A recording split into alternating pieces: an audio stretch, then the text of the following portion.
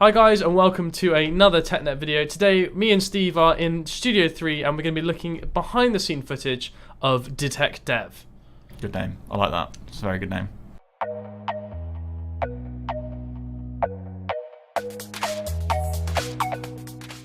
So we're going to be going through the footage. We've made a little behind the scenes reel that we're going to be pausing as we go through, and we're going to be talking a little bit about what we did to set up the lighting in that scenario.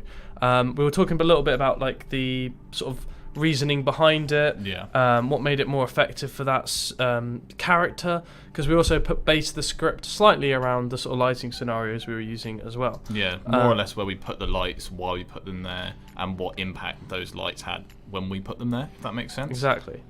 Cool. Okay, so this first shot is of you, Steve, funnily enough. It's me. And we're just using the house lights here, aren't we? Yep. So I'll pause it there. So straight off the bat, you'd think, it doesn't look terrible, because when we put the house lights on, let the camera roll, we were like, it's not as bad as we thought it'd be. But when you look around the eyes, you get these really, really dark kind of raccoon eyes. There. You've got no creativity over your lighting. You have no control, you have no control over your lighting, which is really damaging. So we don't know if my character is good, bad. Yes, the lighting is very down, so it makes me look quite sinister, you could say. But it's not flattering in the slightest, and it's just not nice. I think the only reason it looks slightly better than it normally would is because you're directly under one of the lights there. But like you say, just like even the shadow under the nose is running onto the mouth. Yep. You've got the raccoon eyes, so you can't see any definition in the eyes. Overall, it's just really not sort of pleasant at all, especially when you start looking into it. When you say that as well, is you can say a lot with your eyes, and when you can't see the eyes at all, you lose so much of your character. But yeah, I think that's a very good example of you can, with no control, like I mean, if worse comes to worse, you've got to use it. You've got to use it, don't you? You know, if you don't have any lighting with you, then fair enough. But as you'll see later in the video, we start using actual lighting techniques and it improves quite dramatically. So we'll continue playing here. Obviously the lights are set up in the back, but we're not using those in that shot. So onto I'll pause it here just on so we can get a rough idea of the actual lighting technique. So loop lighting was the one we used on James here. And the idea of this is you have a slight shadow that comes off just to normally like the left hand side of the subject's nose. Again, it gives a bit more depth to the character. It'll look slightly like the Rembrandt lighting we'll come onto a bit later, but as you can see, compared to Steve, we can see the definition very, very clearly in the left-hand eye of James here, or our left anyway. And you can clearly see what he's looking at. You can see his facial features really, really well. Overall, just a lot more cinematic. And in terms of the background, that's almost completely blacked out, which I think is quite nice. It's quite a nice separation, I think, on that. Which is nice. There's like it looks like an interrogation scene, which is really good. Cool. And we'll just show you what we did to achieve this. So once it zooms out here, all right. So as you can see, we've kind of got one big light in the middle, and behind that light, there's also another one pointing on me. But we'll get onto my lighting in just a moment. This wasn't quite at 45 degrees, was it? It was a bit further in than that, but same sort of height. And we also used one very small LED panel. You can see just where James's elbow is. That is lighting up the background just a little bit to give a bit more, like we said, a bit of separation there. The thing I like about this one is you can see we've put a big bit of diffusion on top of it, which has really softened the light from being makes a big difference. Harsh on the side of the face, which again makes him appear a lot more, let's say, innocent for the sequence that we're talking about. Soft, isn't it? Yeah, soft lighting. That softer shadow is going to then illustrate the character differently, which is something that we did consider, and the effect is really nice. I think that one came off really well. Yeah. In the end. Again, these are all things that you can do with one light if you want to. We've just aided it slightly with that LED panel on the side, but again, can work really well. And even with James moving in that last one, the lighting still stayed in quite the same place because it kind of flooded his sort of area. So I think that worked quite well. So next technique now. Do you want to talk a bit about this one, Steve? So as Will said, with loop lighting being quite similar to Rembrandt lighting, the light is more or less in the same place. However, this one's a lot higher, and we do try and get that 45-degree angle. And what it does, as you can see on the screen, is it makes a triangle on the short side of the face. And that's really clear to see, isn't it? That kind of pops out when you get it right. It originally came from a painter called Rembrandt, who would typically use this lighting, and it's gone into countless and countless films as it creates quite a cinematic style of lighting, which is why we chose it for you, because it's very thriller, kind of action-esque in regards to its lighting, but very easy to achieve. You can do it with one light, 45 degrees up, point it down, and just keep moving it across in front of your subject until you start light spill onto that left side of the face. And as you'll see through all of Detective, he moves around as much as he likes, and that kind of stays pocket of light stays in there really nicely. I think one of the reasons we used it with me is because I was in the shop most of the time. It was constantly cutting back to me. It was quite a consistent light source, and we didn't really have to do too much to achieve it. So it was also really easy for us to get a nice look with me as the detective here. So if I pause it here, you can see, like Steve was saying, so it's 45 degrees out from the parallel of me, and then 45 degrees facing down. And all we used was a bit of softbox material over the top of the LED, and that just softens the light. If you ever feel like it, just try in the studio, try with and without the diffusion material over the top, and you'll see what sort of effect that creates. And if you're looking for a more cinematic glow, that's definitely going to help achieve that effect. Yeah. Only one last thing to note with this shot here is Dan's 3-point lighting, which we'll get onto in a minute. He's actually spilling onto Will's face a little bit, but that's absolutely fine because all it's doing is aiding his source of light. You'll see later we do block out bits of light, but if you feel as if your light between two characters is competing, block it out. But in this situation, just to comment on now, it doesn't affect Will's lighting setup, so do feel free to leave it as is, as we've done here. So I think something else to mention as well is that obviously we've turned off the house lights completely. Yes. One main reason is there'll be a completely different color temperature to the LEDs that we're using, and you don't want that to clash, because then you'll have sides of the face that's orange or yellowy, and then the LEDs are obviously quite a white light, and you don't want the mixing and merging. It just doesn't look right. It doesn't feel right for the scene. And obviously it gives us way more control, like Steve was saying earlier. The house lights are flooding the room. It doesn't give us any control of where that light's going, whereas, turning them off, yes, we need more light to get the same effect, but we have way more control over it. Exactly. What's next? Who are we moving on to? Who's the next culprit? Rich. Aha! Here he is. I love this light. I think this is my personal pause it there favourite. for just a moment. So, this is an interesting one, because as you can see on the bottom of the screen, it says split lighting on the character. But once we set up the lighting, it actually started to spill onto the back side of his shoulder and became almost short side lighting, which we started to roll with. Here we go. Here we go. Which is fine. For Rich's character, it worked really nicely. It's perfect. It's a very isn't it? sinister, cinematic kind of effect, because a lot of people like to light the short side of the face because it gives this darkness to look into, which is really interesting.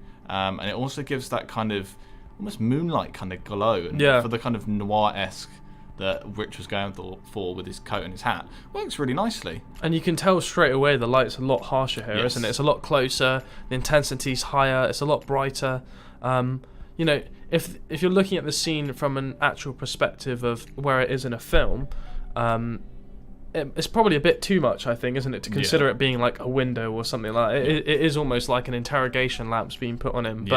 But in terms of giving an effect and a style, it just makes it really clear, I think. And we'll just wait for this to zoom out here.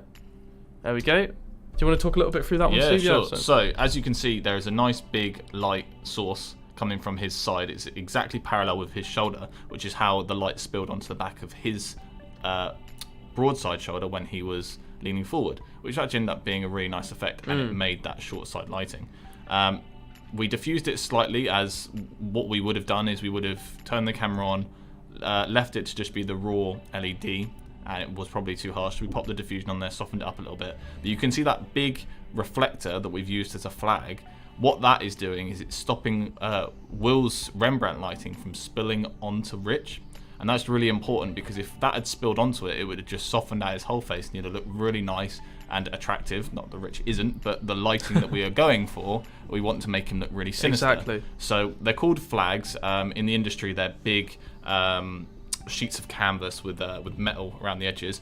But improvise, as we had a reflector which did the job perfectly and managed to keep the light source on each character really well. But as for Richard's light, split down his shoulder, which actually ended up splitting onto and being short side lighting. But yeah, yeah, and I mean, this was something we didn't realise that we'd need a flag until we kind of set it up, and Rich sat down and we're like, where's the effect? It hasn't quite come up yet, and then it kind of hit us that, oh, obviously my light's affecting it. So that was a bit of improvisation there, and all we've used is just a little clamp just on the top, attached it to the barn doors, and that did the trick pretty well. If you haven't got them, hair clips, anything like that, it's just going to stick on lovely, you know.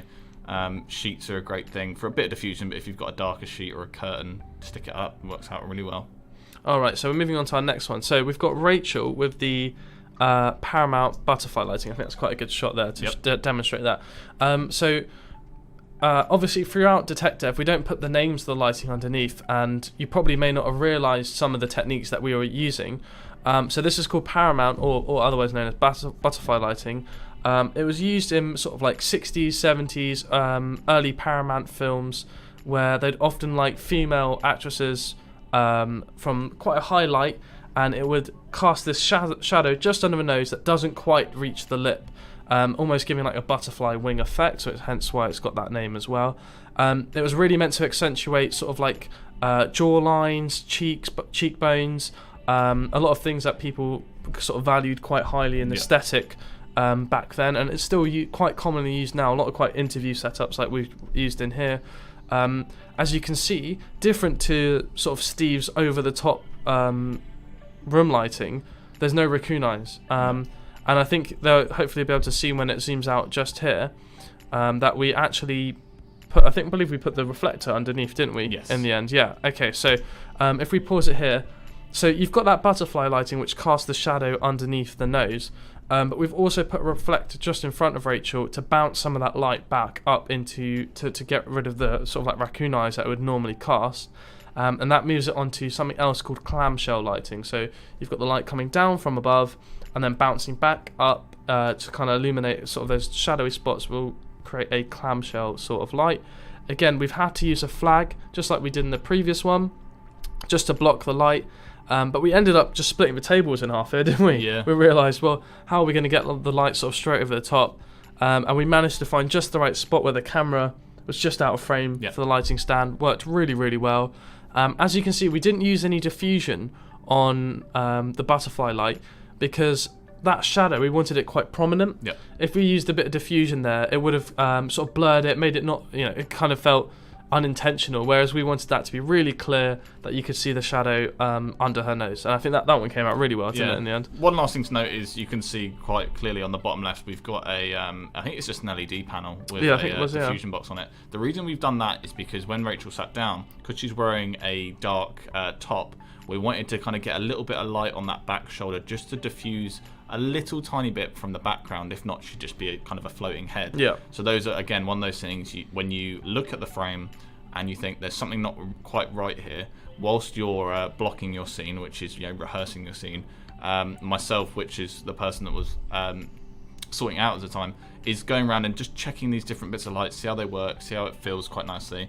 And just on the right side of the face on the screen here, it just adds that tiny little bit of soft lighting, which works really nicely. It came out really well, didn't it? I think we tried it with and without, and it was quite clear that using it with just added a lot more depth. Because her hair on the right side of her chin was really, really shadowed out until we popped that bit of light on there, and it didn't get rid of it entirely, but helped a lot. It helped soften it up, which I think is actually a really nice lighting setup.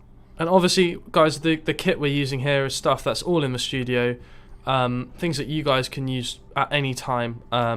And quite often we see too many students using sort of like house lighting or not bothering to set up more than one light. Yeah. And this just kind of shows you the effects that you guys can make now in the studio just by using 1, 2, or 3 lights, like we're going to move on to here. So this is 3-point lighting. This is kind of your typical key light, fill light, and a backlight. As if you want to just hit play, and of course, we'll let it zoom out, you'll see where the lights are sourced. But what it basically does is it kind of defines where he is in the scene.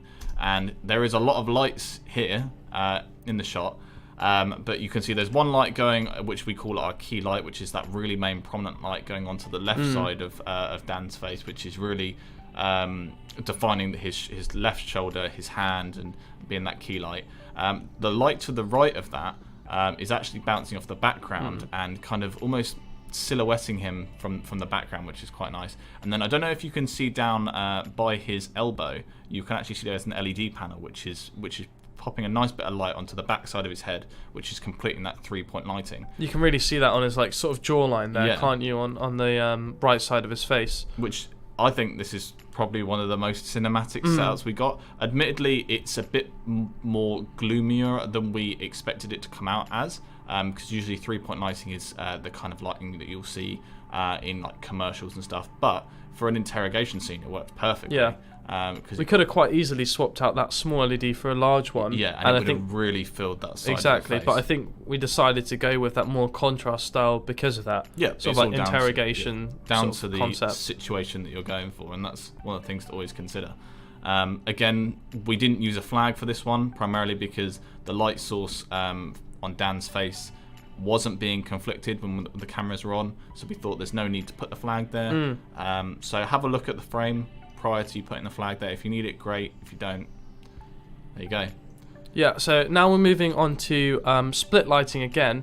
However, I think this time we purposely made it more intentionally split, didn't we? Absolutely. I think we kind of realised after looking back through Rich's footage, we kind of noticed it go into that sort of short side, broadside lighting. So this time we decided to focus a bit more on directly making it split light with Jane. And as you can see here, again, we used the flag on my light for the same purpose. Yep. However, the LED we're using with Jane doesn't have any diffusion on it at all, because we wanted that to be really clear. We wanted a really nice decisive line straight down the middle to show that split lighting. And just like you said, it's parallel to your subject. Yeah. Again, really kind of stark effect. Jane was quite an aggressive character in this.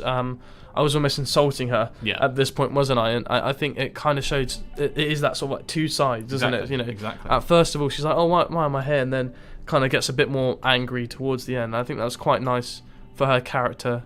She played that really well in terms of that really, role as really well. simple one, done with one light as well.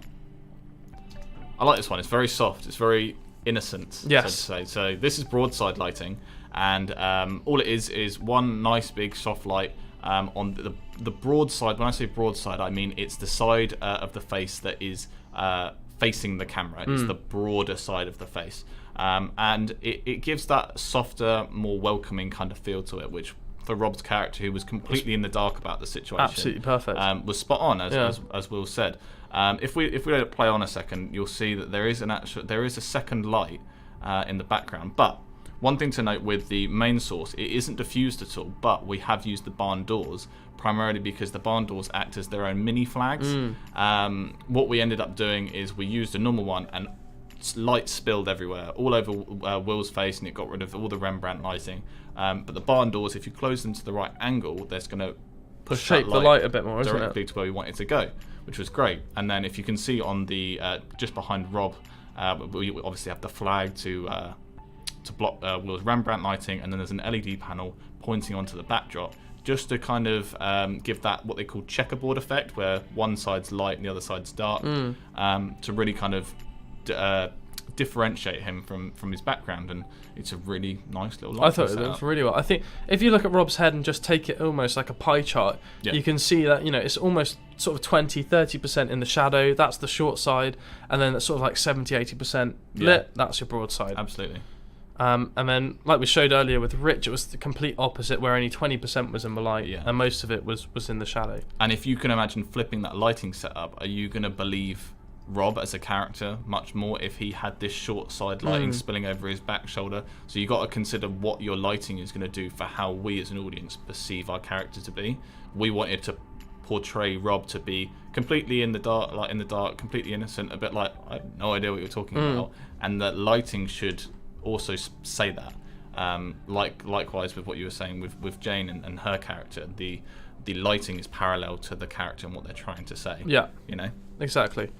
And most of the stuff we thought beforehand in the script, didn't we? So that reaches the end of sort of like all the characters we've run through behind Detective. I hope that helps sort of explain why we chose some of those lighting techniques a bit more. For us, it was actually really useful going over them all again, and I think it was quite nice just to show what you can do in that studio space. Because if you want to, you can make it pitch black. Absolutely. And then that gives you full control of any lighting you want to use in there with LEDs, torches, small LED, the lot. So if you want to give it a go, feel free. Just book the rooms up. The LEDs are always in there. Grab a camera and just try some of these techniques yourself, and you'll be pretty impressed, I think, by some of the results you can get just with a bit better lighting than using the your sort of house lights. Yeah, and it's gonna take your film from that what people say to it looks like a student film to that grade where you don't even consider that option. Likewise, outside the studio, if you've got these points of light, so you're shooting in a living room, you can use them as they call practical lighting, where you can see the light on the screen. These are also things to factor into, say, 3-point lighting, broadside, short side, etc., all to illustrate your character. So yeah, I mean, I think the reason that, as you say, we did it was just to kind of illustrate all the different styles and all the different options you have available to really think about how do you want your character to come across in your films. Exactly. So yeah, there you go. Cool. Thanks for watching the video, guys. Just make sure to check out the rest of our TechNet videos as we go. Hopefully we'll have some more videos out sort of explaining what we do as we go through them as well. But stay tuned for more. Bye.